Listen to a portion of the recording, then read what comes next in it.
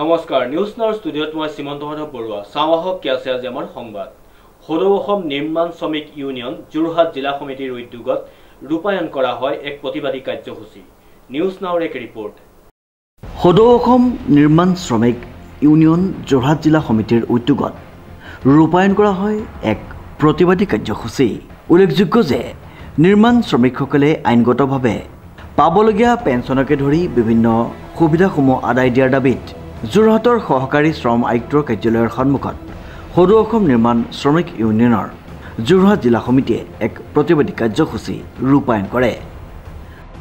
এইটোৰ অন্তৰ্ভুক্ত সদৌ অসম নিৰ্মাণ শ্ৰমিক ইউনিয়নৰ যোৰহাট জিলা কমিটিৰ পক্ষৰ পৰা আজি এই আমাৰ সহকাৰী শ্ৰম আয়ুক্ত কাৰ্যালয়ৰ সন্মুখত অৱস্থান ধৰ্মঘট কৰিব লগা অৱস্থা হৈছে। এই কাৰণে আপোনালোকে জানে যে 1996 চনৰ এখন কেন্দ্ৰীয় আইনৰ আধাৰত অসমত 2007 চনত নিৰ্মাণ শ্ৰমিক কল্যাণ আইন গঠন হৈছিল আৰু এই আইনৰ আধাৰত পঞ্জীয়নকৃত নিৰ্মাণ শ্ৰমিকসকলে তেওঁলোকৰ ল'ৰা ছোৱালীৰ কাৰণে শিক্ষাৰ সাহায্য, মৃত্যু হ'লে মৃত্যু সাহায্য, পেঞ্চন 60 বছৰ পূৰ্ণ হ'লে পেঞ্চনৰ ব্যৱস্থা আছে আৰু এইটো 2010 চনৰ পৰা মোটামুটিভাৱে অসম চৰকাৰে এই প্ৰদান কৰি আহিছিল।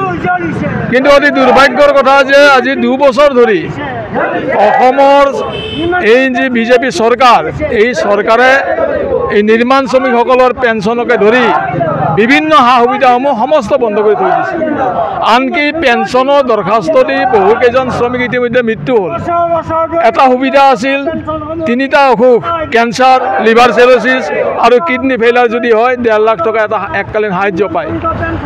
তেনেকুৱা ধৰণৰ সাহায্য বিচাৰি আবেদন কৰা শ্ৰমিক আজি মৃত্যুমুখত পৰিলে কিন্তু সাহায্য তেওঁলোকে মোকলাই নিদিলে আৰু এই যি ব্যৱস্থা এই ব্যৱস্থাৰ বিৰুদ্ধে আজি নিৰ্মাণ শ্ৰমিকসকলে CIটোৰ নেতৃত্বত ইয়াত আন্দোলন কৰিছে যে অনতিপলমে নিৰ্মাণ শ্ৰমিকসকলে পাব লগা পেঞ্চনসমূহ আদায় দিব লাগে। আপোনালোকে জনা দৰকাৰ এই যে নিৰ্মাণ শ্ৰমিকসকলে পেঞ্চন বা অন্যান্য সাহায্যৰ কথা আমি উল্লেখ কৰিছোঁ, ইয়াতে চৰকাৰৰ 1 টকাও নাই। চৰকাৰে 1 টকাও ইয়াত নিদিয়ে। নিৰ্মাণ শ্ৰমিকসকলে প্ৰতি মাহে 20 টকা হাৰত জমা থয় আৰু 10 লাখ টকাৰ ওপৰত যি কনষ্ট্ৰাকশ্যন হয় তাৰ পৰা 1% চেছ কৰ্তন কৰি বৰ্তমান সময়ত নিৰ্মাণ শ্ৰমিক কল্যাণ পৰিষদত প্ৰায় 2500 কোটি টকা জমা আছে।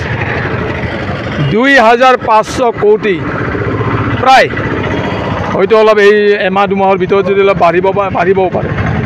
কিন্তু এই যে টকাৰ পৰা নিৰ্মাণ শ্ৰমিকসকলক এই সা সুবিধাসমূহ দিব লগা হয়, অসম চৰকাৰে এই সুবিধাসমূহ দিয়াৰ পৰাও বঞ্চিত কৰিছে। আৰু এই চৰকাৰৰ আমি লক্ষ্য কৰিছোঁ যে বিজেপি চৰকাৰৰ শ্ৰমিকক বঞ্চনা কৰাৰ এটা নীতি আৰম্ভ হৈ গৈছে। তেওঁলোকে শ্ৰমিকক বঞ্চনা কৰিব পাৰে।